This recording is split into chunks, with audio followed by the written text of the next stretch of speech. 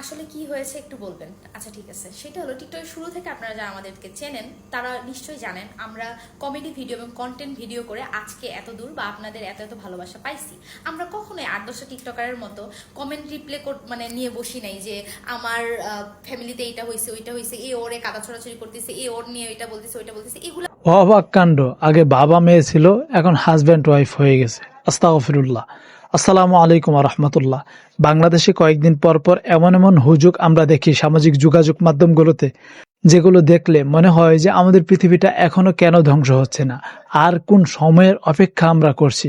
দেখুন, বাবা মেয়ে আগে টিকটক করতো, এখন তারা হাজব্যান্ড ওয়াইফ। আচ্ছা আচ্ছা, এই বিষয়টা কেন্দ্র করে আমি আপনাদেরকে কিছু কিছু সত্য কথা বলার চেষ্টা করি। দেখুন, ইউটিউব বলেন, টিকটক বলেন, ইনস্টাগ্রাম বলেন, ফেসবুক বলেন, যে কোনো সামাজিক যোগাযোগ মাধ্যম বলেন, সেখানে 98% বিষয়ই থাকে মিথ্যা, বাকি 2% সত্য থাকে। এই যে এতগুলো মিথ্যার ভিড়ে আমরা কোথায় সত্য খুঁজে পাবো? এখনো পর্যন্ত অনেকগুলো পার্সনকে আমরা দেখেছি যারা কিনা ভাই বোন ক্যারেক্টারে আগে ভিডিও প্লে করতো, এখন তারা গার্লফ্রেন্ড বয়ফ্রেন্ড। এই সমস্ত কাজকর্ম দেখলে মনে হয় যে কিয়ামত আর খুব বেশি দূরে নয়। এই সমস্ত কাজ নিশ্চয়ই কিয়ামতের আলামত। তবে এই কাজকে কেন্দ্র করে কেউ এমন বিভ্রান্তি ছড়াবেন না যে কিয়ামত খুব শীঘ্রই, এটাই কিয়ামতের আলামত, এই সেই এমন কিছু না। তারা একটা ভুল করেছে, আশা করি তারা এই ভুলের জন্য ক্ষমা চাইবে। আর বাঙালি তো আবেগী বাঙালি, ক্ষমা চাওয়ার সাথে সাথে ক্ষমা করে দিবে।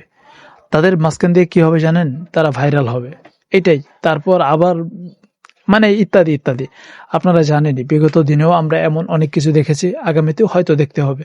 তো এই বিষয়কে কেন্দ্র করে আমাদের চ্যানেলে আরো 2টা ভিডিও আপলোড করা আছে, চাইলে আপনারা সেগুলো দেখে আসতে পারেন। তো সবাই ভালো থাকবেন। আজকের এই ভিডিওটি এখানে শেষ করব। নাসরুম মিনাল্লাহি ফাতহুন কারীম ওয়া মা তাওফীকি ইল্লা বিল্লাহ। আসসালামু আলাইকুম ওয়া রাহমাতুল্লাহ।